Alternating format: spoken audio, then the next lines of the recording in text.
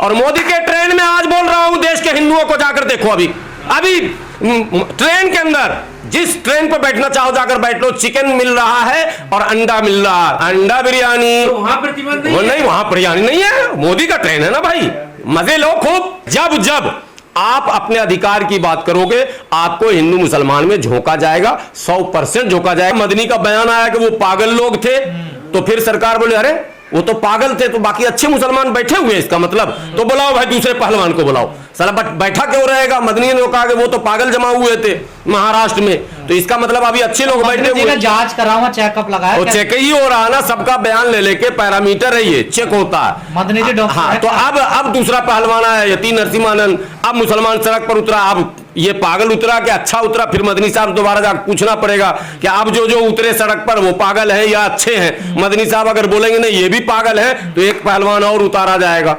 मां बहन की गाली आपको घर पे घुस के दी जाएगी। जब तक देश डूब नहीं जाएगा, पूरा इतिहास उठाकर देख लो, नेहरू से लेकर लालू तक, लालू से तेजस्वी तक, हमने तो कभी मुसलमानों के लिए बात ही नहीं की। हमने आज तक मुसलमानों की बात नहीं की। ओवैसी रो कर बोलता रह गया, भाई हम तुम्हारे नेता हैं। मुसलमानों ने नारा तो लगाया मगर वोट नहीं दिया। बोला ना ना ना ना, हमारा नेता अखिलेश हो सकता, आप नहीं हो सकते हो। हमारा नेता हमारा बहन जी हो सकती है, आप नहीं हो सकते हो। हमारा नेता लालू जी का जो बेटा है छोटा सा तेजस्वी हो सकता, आप नहीं हो सकते हो। ये इतिहास है और ये नैरेटिव भी इस देश में खूब फैला गया। अभी मैं एक बड़े चैनल पर पॉडकास्ट पे सुनिए, अभी एक चैनल पर मेरा इंटरव्यू है, 2,30,000 चला, दिखा दूंगा आपको। पॉडकास्ट पर मैं गया था, यही सवाल आया था कि शरिया से चलेगा देश या संविधान से। मैंने कहा संविधान से, शरिया से तो कभी चला ही नहीं। तो बोले क्यों? शरिया से तो चल रहा। मैंने कहा कैसे चल रहा, जरा सा हमको समझाइए। एक हिंदू मोटरसाइकिल लेकर निकला, एक मुसलमान लेकर निकला, दोनों लाल बत्ती पर गया, रेड लाइट, दोनों जंप कर गया। दोनों का चालान एक जैसा होगा या दो जैसा होगा, बताइए हमको। बोले एक जैसा। हमने कहा एक हिंदू ने किसी की हत्या कर दी, एक मुसलमान ने हत्या कर दी, दोनों पे धारा 302 लगेगा या कुछ और लगेगा, ये बताइए। 302 लगेगा। यार सारे मुकदमे तो एक जैसे हैं, तो शरिया कहां है बीच में? तो मुंह देखने लग गए। बोले शादी, मैंने कहा वो भी संविधान में, जो पर्सनल लॉ है, मुस्लिम पर्सनल लॉ, अंधभक्तों को कान खोलकर सुनना चाहिए। हिंदू पर्सनल लॉ भी है, सिख पर्सनल लॉ भी है, ईसाई पर्सनल। हद ये है माइक्रो माइनॉरिटी, अभी जो रतन टाटा मरे हैं, पारसी, भारत में माइक्रो माइनॉरिटी सबसे छोटा अल्पसंख्यक है, जिसकी संख्या हजारों में, लाखों में भी नहीं है, उसका भी पर्सनल लॉ है। तो क्या पारसी से चल रहा है, बाइबल से चल रहा है, गुरु ग्रंथ साहब से चल रहा है, गीता से चल रहा है? अरे भाई इसी संविधान ने पर्सनल लाइफ जीने के लिए पति पत्नी को पप्पी लेगा तो संविधान में बताएगा, बंद कमरे में। बच्चे को तो बताता ही नहीं है, सब खिड़की दरवाजा बंद कर लेता। गधे, तुमको इतनी अकल नहीं है कि कुछ पर्सनल लाइफ होते हैं, उसके लिए संविधान ने छूट दे रखा। बंद कमरे में हम खा क्या रहे हैं, ये चाहते हैं कि नहीं? किचन के अंदर इन्होंने घुस के किया, फ्रिज में घुस के हमला किया, किचन में घुस के हमला किया। और अभी मोदी के ट्रेन में मैं खा के आया हूं, जोर से बोल रहा हूं और बोल के आया ट्रेन पर। मैंने कहा अभी रामपुर का एक वीडियो वायरल हो रहा है, एक महिला का, जिसकी बच्ची की शादी थी 5 अक्टूबर को, या नवरात्र किस दिन शुरू हुआ था? 7 को, 3 को, तो 5 अक्टूबर को शादी थी। उसे मीट बनाने की अनुमति नहीं दी गई बारातों को खिलाने के लिए। और मोदी के ट्रेन में आज बोल रहा हूं, देश के हिंदुओं को जाकर देखो। अभी ट्रेन के अंदर जिस ट्रेन पर बैठना चाहो जाकर बैठ लो, चिकन मिल रहा है और अंडा मिल रहा है। एक अंडा नहीं,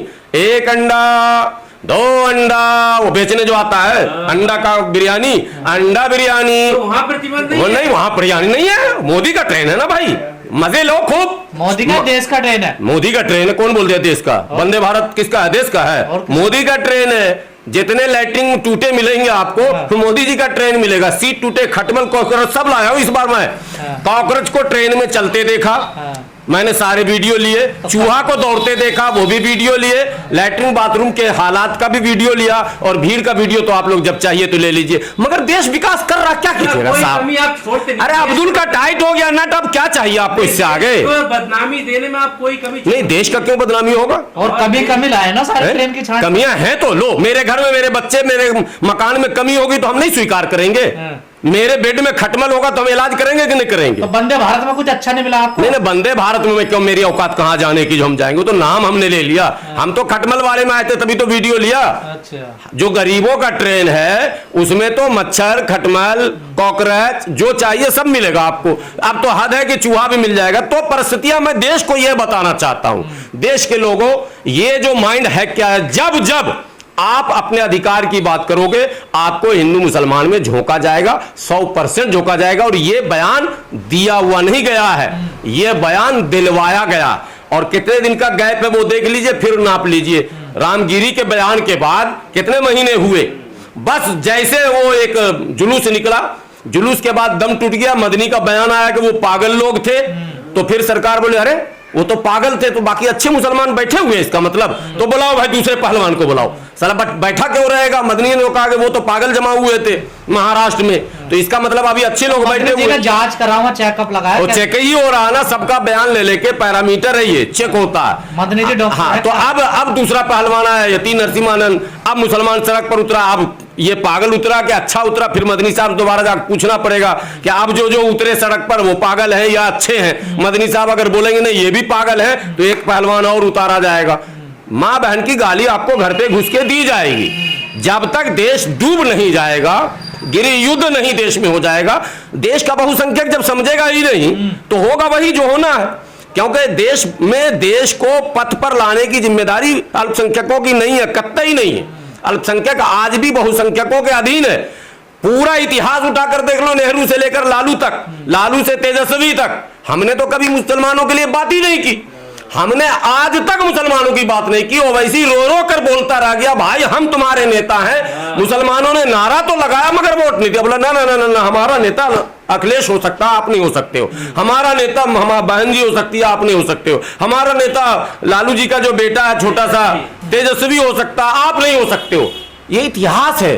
लोग टीवी पर आपने सुना होगा, नहीं सुना होगा सुन लीजिएगा, 42% आसाम में मुसलमान है। बाप रे बाप, ये पॉपुलेशन जिहाद। 42% मुसलमान है और भाजपा की सरकार है। ये भी सोचने की बात।